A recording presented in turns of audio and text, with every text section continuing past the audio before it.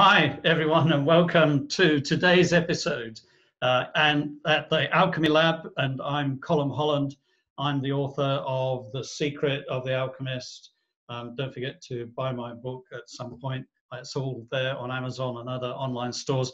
The Alchemy Lab is a fabulous podcast series that started really small, but now has got hundreds and hundreds of listeners because of the guests that I have been privileged over the last few weeks to speak to and have amazing conversations. Most of these conversations are all about the individual guest's life story and how personal transformation has played a major part in who they are today. And my guest today is no exception to that, and I'm going to introduce him in just a moment. But I just wanted to say, why do we call it the Alchemy Lab?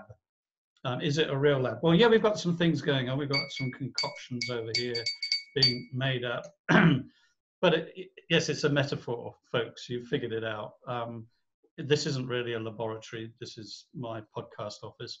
And what we're really talking about here is not necessarily the physical transmutation of lead into gold, but we are talking about how we can take the painful, the wounded parts of ourselves and allow love to heal those and transform them, not into something else, but into what they were meant to be in the first place, which is our real own treasure, which is the true self.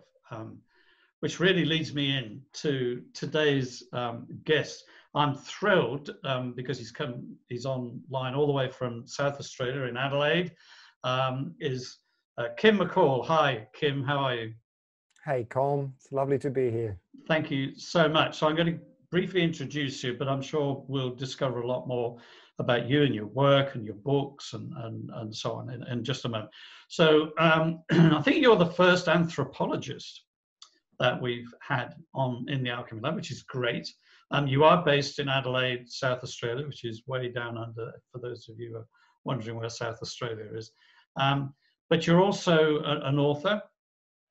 Day to day, you're a cultural worker, working there in South Australia with a cross-cultural activity. But also you're the host of the incredibly popular podcast, the Multidimensional Evolution, which is also the title of your last book, Multidimensional Evolution, which caused quite a storm in certain academic anthropological circles.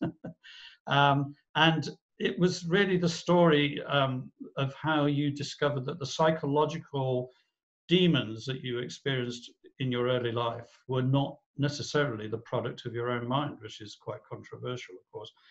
But these were actually real, although non-physical people who had been pursuing you from a previous life.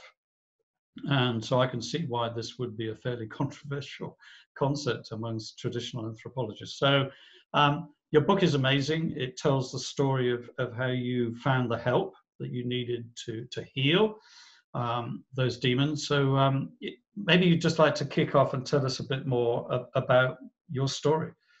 Yeah, look, absolutely. And I would like to, I think I said, at the outset, before we started recording, I was chuckling a bit at that generous introduction.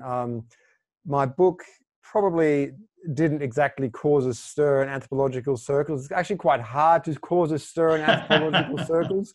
They're fairly tight-knit academic kind of setting.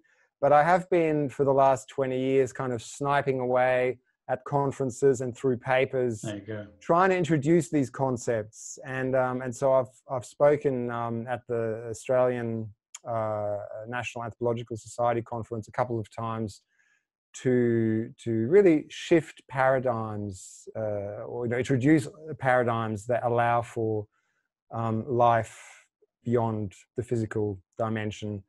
I guess in a more abstract way, right? So my book is quite a personal account. It's not an academic book. It's and then I write academic papers based on that understanding. But, so what happened, Kim? What's the story? What's the backstory to this book? Well, yeah, the backstory is that I was a young guy, early 20s, and I had really I came from a background with no spirituality as such. There was no Christianity obviously in my grandparental generation, but I wasn't raised with any kind of religious background or spiritual background. Was this was in Australia? Well, actually, I grew up in Germany. Okay. So yeah, I did my growing up in Germany, and Irish father, German mother, but I had fairly, in some ways maybe common, there was quite a lot of alcohol in my youth and my teenage years, a lot of binge drinking, but I was quite unhappy and quite angry, and in ways that weren't necessarily they didn't really make that much sense, really, if I look at my life context. Yeah, understood. And I came to a place in my early 20s where I just felt so stuck and really depressed, and actually I was also worrying about my mental health because I was hearing voices. Okay. I had concerns about thoughts of self-harm, and it kind of reached a peak just as I started my anthropology studies in the UK. Then I was living in the UK studying in Canterbury, and a friend introduced me to meditation. And I just thought that would be something that might help me really to calm myself. Felt if I could calm myself, I might change. Sure. And I had shifted at that stage. There had been parts of me, so I'd stopped drinking alcohol, for example, and I think that's what opened the door for me. Great. But I had no expectation. I really didn't anticipate what I was opening the door for, because so what happened? So there was. I know you like synchronicities, and in my case, perhaps there wasn't these synchronicities, but there was this overwhelming urge to go to this meditation center in Indonesia, which in hindsight is quite a big deal, right? Because I could have just meditated. I could have just gone to a meditation group in. Well, there are some groups in Canterbury, in London. There's plenty. Exactly, but no, it was like I had to go, and was that in Java? Was that Java in Java? Yes, it was in Solo Surakarta, Central Java, and throughout the whole trip there, I had this kind of split within myself of part of me resisting and not wanting to, and making alternative plans, or maybe I'll go to look at the orangutans on Sumatra, or maybe I'll just do something more anthropological and go to Irian Jaya and spend some time with the tribal people there.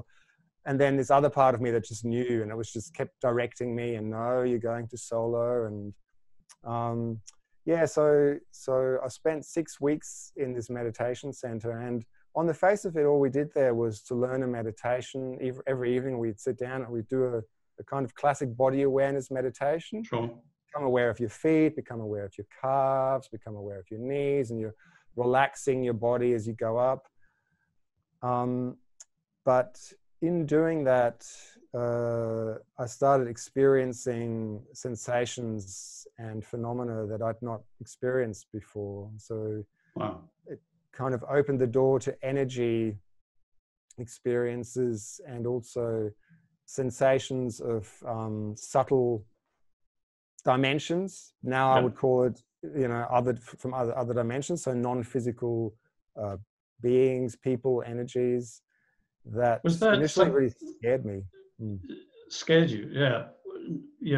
I guess so. So these imaginings, but you said you also had sensations. So it was an imagining and a physical or emotional sensation. Yeah. So I wouldn't describe it as imaginings myself. It was very much sensual. There were experiences of, for example, so a couple of the more profound experiences during the meditation, feeling this big energetic release around my abdomen area, like literally like a kind of a cracking.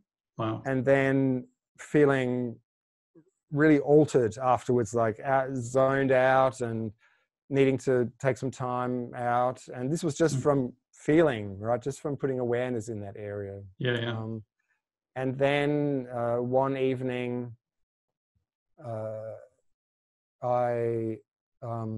after the meditation, we would go around in a circle and we'd talk to the teacher about our experience. And I shared, I'm not sure what I shared, but, I was sharing how relaxed I was and how comfortable I felt. And the teacher just looked at me and sort of with a fairly piercing look said, "You have to go deeper." And as he said that, I felt like he was touching me inside. There was something touching me inside. Right. And after that session, I went to my room and I was really restless. And I then got this sensation of as if something had been released inside of me. And I literally was like kind of retching and had a sense of something leaving my mouth. Wow. Like an energy, right? It wasn't like a kind of, and it was disturbing, right? Because I was not into this stuff before. I hadn't thought about it. I wasn't into new agey things. These things were just happening to me, not from a framework. Yes. And part of the setup in the center was that you could ask the teacher, you could write questions in a book and give it to him, and the next morning you'd get a written response back, which was an interesting process. And I think it was done that way, in a way to remove him from. It wasn't like take away the guru status thing. So it was kind of like he was getting this answer from somewhere. I was giving it to you. It wasn't like a constant process. Yeah. But I shared that experience with him and asked him what it was about. And he said it related to a past life and dabbling in dark magic kind of thing. Wow. And that was the first time for me I'd ever thought about past lives. And that's really what then opened the door and was the beginning for, this was in 1995. So pretty much 25 years of continuously trying to understand what that actually means, first for myself and then more broadly for us, as humanity and as consciousness is living a life here. Your story reminds me of the original book, The Alchemist, by Paulo Coelho. Your trip to Sumatra has resonances of Santiago when he was, he left the comfort of his own environment and went off into the unknown to find his treasure, which is exactly what happened to you. You said something really significant there, Kim. You said that for the last 25 years, you've been trying to understand the meaning of the significance of what you experience for your life and for the world around you. You did manage to find healing, according to your story. Do you want to just briefly touch on how you came to integrate those sensations and sort of break free and move on and live the productive life that you live now? Yeah, look, I guess it was after that there was a sort of a period of about 3 or 4 years where there was a very intense focus for me around understanding multidimensionality, understanding energies, trying to connect with subtler dimensions of life. And I drew on many different supports and resources. Back in England then, while I was studying, I spent time with a Buddhist group. I spent time with a local kind of, I guess you'd call it like a spiritualist, clairvoyant sort of healer person. Yeah. And in terms of, I feel healing is like an ongoing process. I'm actually feeling like I'm healing now still. My healing is continuing, right? Of course. There's layers, there's always new layers. But in terms of that profound sort of initial breaking open and opening up into this life, I discovered that I had this baggage from past life that I was carrying with me. And I guess where I feel that really got at least that intense part got healed was during a workshop in the UK. I'd gone to a local Buddhist group, and they did a weekend retreat on death, like meditation on death and reflecting on death, and it's a big part of Buddhist philosophy and teachings. And during one of those death meditations, I actually fainted. I actually fell off my chair and had you know, it's exaggerated to call it a near-death experience because I didn't feel like I was leaving my body, but I saw, when I sort of came through, it's like I did see a light, and I saw like it seemed like a part of me flying into that light. And I was really altered afterwards. I felt really light and initially quite fragile, but also, freer and lighter. And the way I interpret that, came to interpret it really a bit later with more understanding, was that I'd essentially been enmeshed with another consciousness, another being, because of things that I'd done in the past, and they hadn't forgiven me, and they had kind of come along with me, and I don't know for how many other lives maybe. And in that moment, there was a separation that took place. And yeah, that then opened, you know, other avenues, which then took me to Brazil.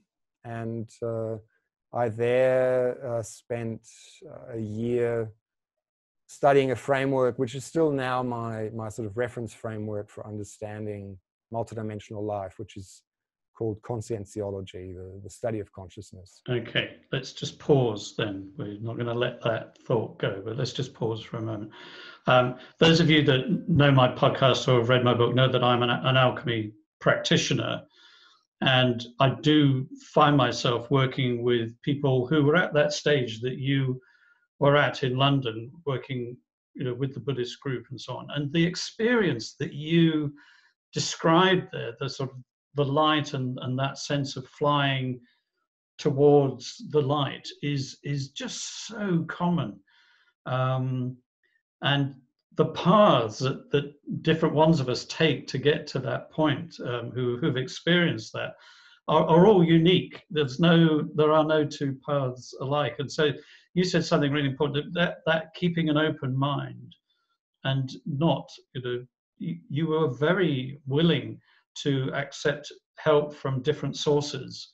And there's obviously no question really that it was your ability to open your heart and open your mind that eventually enabled you to receive the healing power of the light, or of unconditional love, as I call it in my alchemy work. But so tell us a little bit more, Kim, about this philosophy that you discovered in Brazil.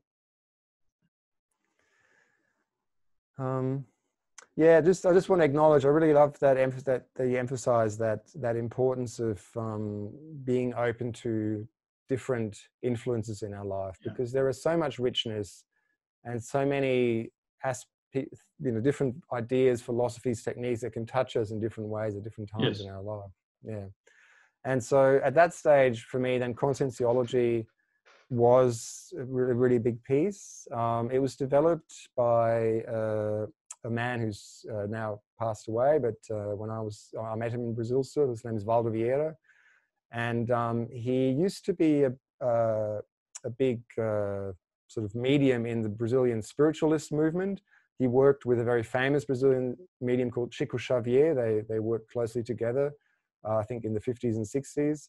And then late 60s, early 70s, Valdo sort of broke with the spiritualist process and essentially said, we need to move away from religious sort of frameworks and try and speak to these things in a scientific way. And so he developed these models, or these disciplines, let's call them conscientiology, which is this study of consciousness, and projectiology, which is the study of the projection of consciousness, or the out-of-body experience, which was a big focus there. So there, you know, I found in Rio de Janeiro, so I spent a year in Rio de Janeiro, and I essentially found an existing educational organization that ran all kinds of workshops, sort of a core curriculum with a big emphasis on using energy, so bioenergy work, and out-of-body travel as ways to both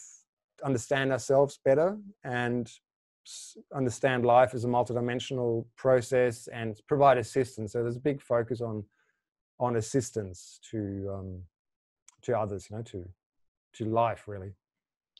So in alchemy terms, we call that nourishing the soul of the world. Mm. That's a phrase that was originally in The Alchemist by Paulo Coelho, who also came from Rio de Janeiro, interestingly enough. I'm sure if he listens to this podcast, he's going to say, yeah, I knew those guys. Yeah, I'm sure that there would have been I'm something. sure you'll know Valdo. Oh, yeah, absolutely. He's probably chuckling about it now. But that's really interesting. So you've brought this into your current work. So tell us a little bit, if you would, Kim, about what are you doing there in Adelaide? So, I mean, my day job, the way I earn my living largely is as an anthropologist, consulting anthropologist. I work in native title land claims. Right. So there's a whole framework in Australia by which Aboriginal people can assert rights in land, and they need to provide quite a lot of evidence to the federal court, and they do that via anthropologists. So okay, so maybe we should just, for those listeners, majority of whom aren't Australian or don't understand the Australian, just give us a little bit of a backstory to the Indigenous situation in the region that you work in. Okay. Well, look, I pretty much work all over the country. Okay. So I guess in a nutshell, Aboriginal people have lived in this country. We now have dates that take us back to around 80,000 years. They keep getting further and further up as archaeologists do more digs. Not long ago, 50 years ago, it was 10,000 years. So we've gone up quite a long time. Yeah. Carbon dating will get them every time. Yeah. And Aboriginal cultures were quite diverse. There was literally over 250 different languages across the continent, of which now we're talking maybe about 30 or 40 that are still spoken. But a lot of people still remember where they're from and who their people are, as it were. And when Europeans arrived here in 1788 in the East Coast, here in South Australia, where I am, 1836, which isn't really that long ago, there wasn't a lot of attention paid to any of the existing structures. Aboriginal people were fairly sparsely populated sort of ways. There were very little permanent structures. So essentially the land was treated as uninhabited by the European colonizers. And today Aboriginal people deal with a lot of disadvantage. There's intergenerational trauma, which is a really big factor, and displacement. There's in remote areas a lot of language barriers still. There's a lot of issues. And that cultural impact, the European cultural impact on the Indigenous culture, you couldn't really get a different philosophy of life. As you know, I lived in Sydney area for 25 years, so had some contact, some understanding of the background. One of the things that a lot of people don't realise, I think, is just at the very core of Indigenous belief is that they are part of the land on which they were born, and their ancestors came. They don't see themselves as separate from the land itself and their environment. So, having a land claim in European terms, psychologically, has a much more deeper significance to an Indigenous person in Australia, because they are the land, and the land is them, and so that must be, a massive issue, I'm sure, because it becomes a very emotional issue of personal identity. It's it's who I am. The land is who I am. So why do I even have to make a claim on something? Because it's me. That is such a great observation. That is so, it's really in a nutshell how so many people feel when I work with them. You know, Sure. why do they ask me this? You know, this is where my grandfather came from. That should be enough, right? This is where exactly. um, I know this and bush. I know the bush over there, and you see that rise over there. You know, that means this, and that's part of, you know, when I was a boy, we did this. When I was a girl, you know, we did that here. And yeah. so just No, not in our European consciousness. You know, if it's not, you know, if it's not in some title deed somewhere, you know, in the library, in, you know, in the British Library or the registry office. You know, that's how we think. Well, so the title deeds here are things like songs, right? Songs that are from the land, ceremonies that are from the land, certain objects, ritualized objects that are representative of the land. These are the title deeds, really. Yeah. Amazing. Yeah. Well, great work. How's it going? What sort of progress are things? Is there a more open mind? Are you finding within the general society within Australia? Are people? Is there a deeper understanding coming up through culture and society? I think it's a really mixed bag. You know, I think there has been. So I've been working in this. I've been in Australia for 20 years. I've pretty much been working in this field for that whole time, and I would say there has been a shift in terms of governments. Initially, when native title first started in the late 90s, and when I first started working in this field, there was a lot of resistance. There were a lot of trials, very aggressively led, you know, litigious ways of leading the trials. And these days, it's much more common for negotiations to take place, for governments to agree. I think everybody's kind of realized that, well, you know, the state and mining companies in particular, the two that were initially the most resistant, and the farmers, the pastoralists, they've all kind of realized that actually they can live with native title quite nicely, and it doesn't really impact on them as much as perhaps was feared originally. And then sometimes you get these throwbacks where suddenly, for reasons you don't really understand, a government might be really hotly contesting a matter, and it gets really nasty, and you don't really know why they're picking that one and not that one, and whether there's some other interest behind it or so.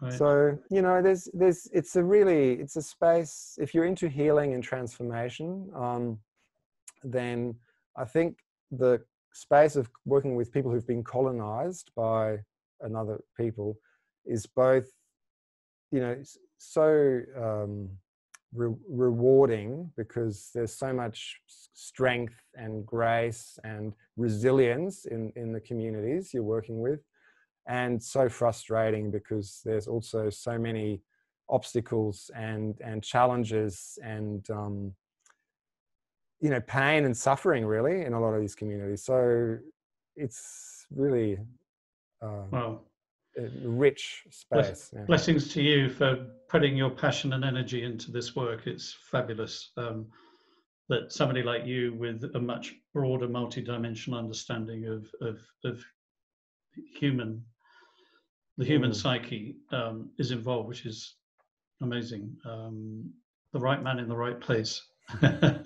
Well, I was definitely put in this place. I had, when I was in the UK, before we emigrated to Australia, I was working at Royal Mail in England, right? In a sales branch with the German sales team. Right. You know, I'd studied anthropology, but I hadn't really envisaged myself working in this space. And somebody asked me, "What are you going to do when you get to Australia?" And I just blurted out, "I'll be working with Aboriginal people." Wow. And I was like, I had no idea where that came from. I had no idea, you know. So yeah, in terms of those kinds of synchronicities, and there was a couple of other things that really, like, you know, when I arrived here, the office that I started my work with had just received all these old documents by German missionaries written in German about particular Aboriginal tribes. Wow. And so they were looking for someone who could read German and had an anthropology background. Just then, right? Just as I arrived. Well, trust the Germans to document everything. You know, that's yes, they did that very well. They knew how to do that. That's right.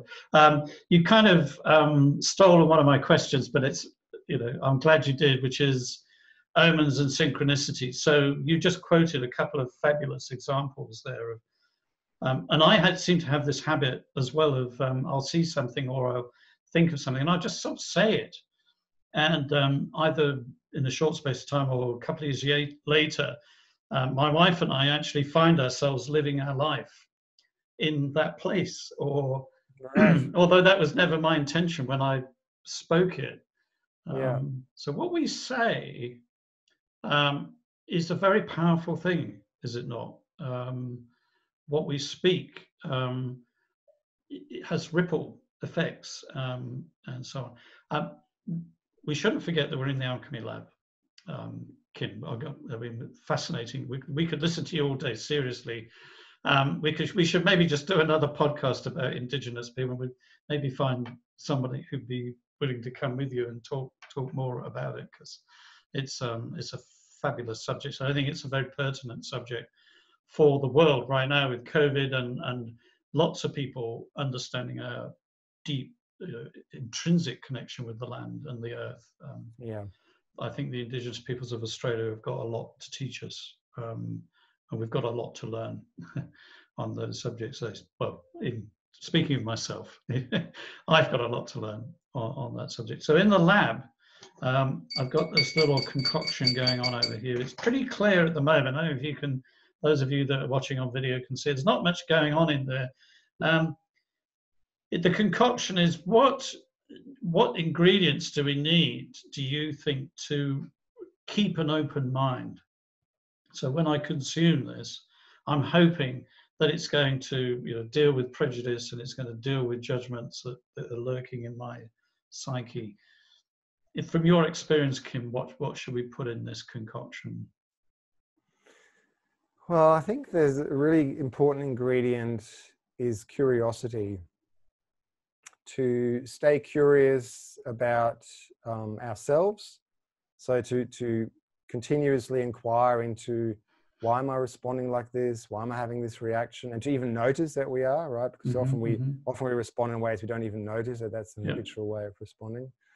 And also really to be curious about other people. Like there's a lot of talk these days, especially on social media, about the increasing polarization and the inability of people to communicate with each other. And I do believe that curiosity is a really key ingredient to remain interested in what's happening for the other person. Why are they seeing the world the way they are? Why are they experiencing things the way they are? And where maybe can we find resonance in that? Somebody just this last week at a local TEDx that I belong to, the title of her talk was "Curiosity is the New Empathy."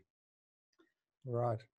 If you're truly curious, as you said, then it does draw upon empathy. It leads to empathy, as you just described. So so that's definitely all right. Well, I'll make sure we've got lots of curiosity. I'll just sprinkling a good dosage of curiosity into there. But that's fabulous. Now, can I ask you, this just reminds me, I was just watching, being an anthropologist, sometimes I geek out on anthropology documentaries, and I was just watching a documentary about Muslim, Islamic spirit possession rituals and removing spirits, right? All right. Okay. And so what your glass of water made me think, in the imam, he would, after he'd worked with a patient, he would take a glass of water and he'd pray over it and say certain things, and then leave it there as the medicine for the person to drink to help him with his recovery. Whoa. Okay. So maybe wow. I was thinking maybe if that's what you're doing with putting curiosity in and whatever else you get. Well, maybe that comes from a past life I know absolutely nothing about. But we're all connected, are we not? All things are one. And we are all connected, as Carl Jung said, through the collective unconscious. Through archetypes, we all live and borrow from each other all the time. And so who we become and how we behave and how we think specifically, and our true passions and motives have big influence on the world and the society around us. So I don't normally ask people to get this specific, but I would, because you've been in Australia for 20 years, and Australia is still very close to my heart. We visit frequently, of course.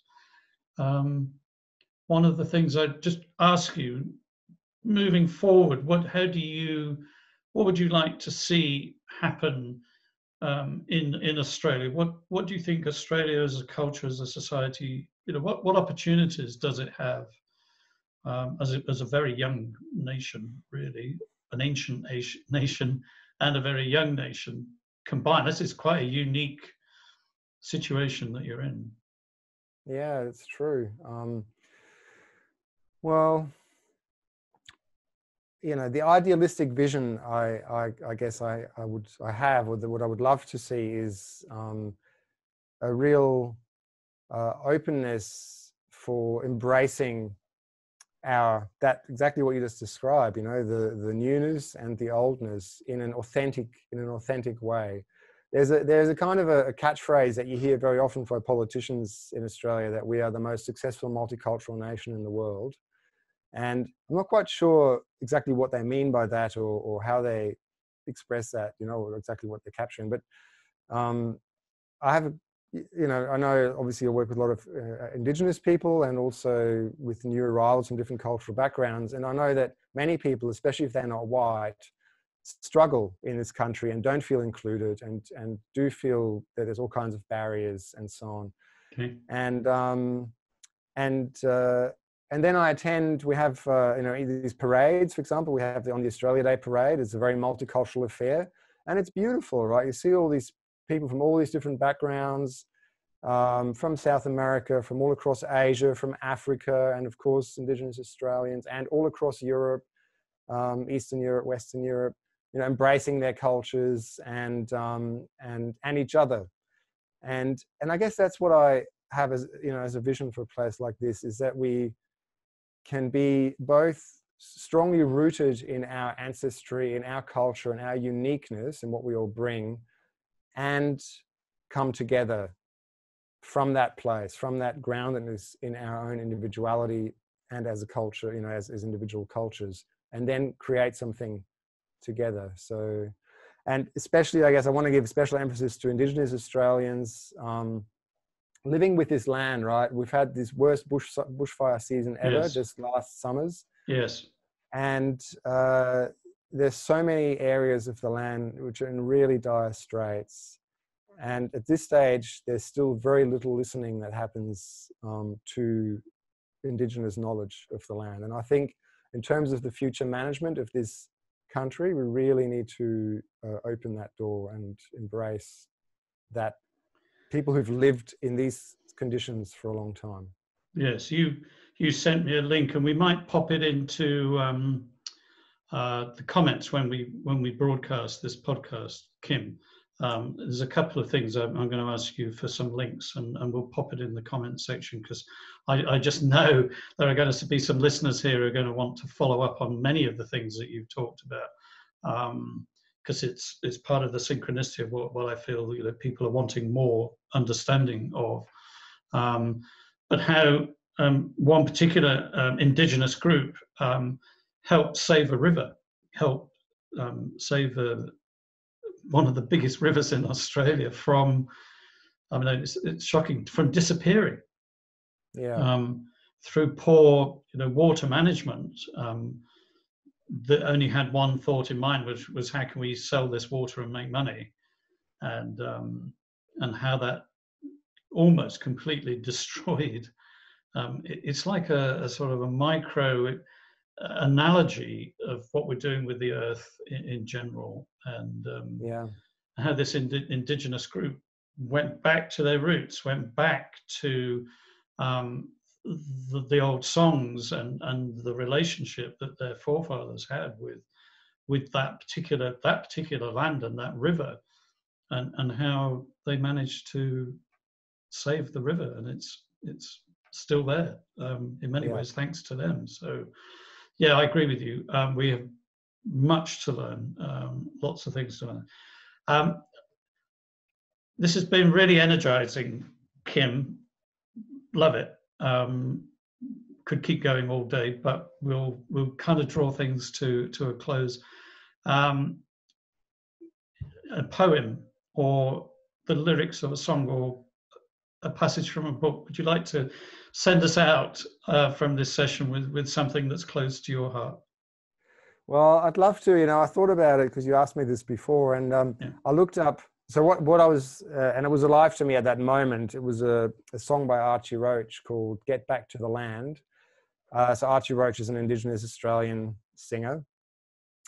When I looked at the lyrics, I thought, if I read them out, it doesn't capture it, right? So okay. I'll maybe just invite people to go and have a listen to the song. But in terms of the essence, it's essentially reminding us that when we're feeling down, when we're feeling lonely, when we're feeling isolated from other people, to remember that the land is always there. It's always willing to hold us. It's always willing to embrace us.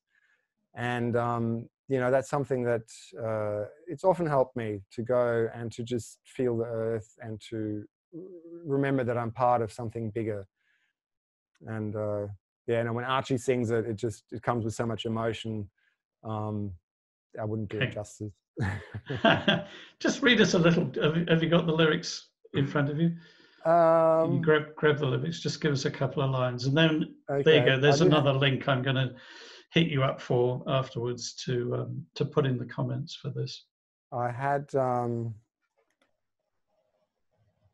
When somebody does you wrong, what do you do? And you're not the only one they're making love to. Oh, when they let go of your hand, you've got to get back to the land, because it will never, ever hurt you.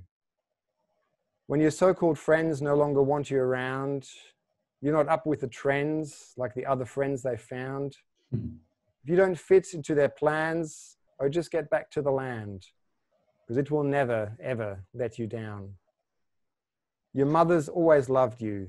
She wraps you in her arms and feeds you milk and honey and keeps you safe from harm. Fabulous. That's a great note to end on, Kim. Thank you so much for taking the time out. I realise it's getting late in the evening over there in Adelaide. So every blessing to you and to your family and to all the work that you do. And hopefully before too long, we'll be having yet another conversation. Colm, thanks so much. Thanks so much for having me on your Alchemy Lab. It's been really nice to get that alchemy perspective. Thank you. And I've got my open mind mixture right here, ready to drink. Thanks everyone. Thanks for joining us. Don't forget to subscribe to this YouTube channel if you're watching on YouTube, or subscribe to the podcast if you're on my website, and then you won't miss out on future episodes. Blessings, everyone, and thanks again, Kim.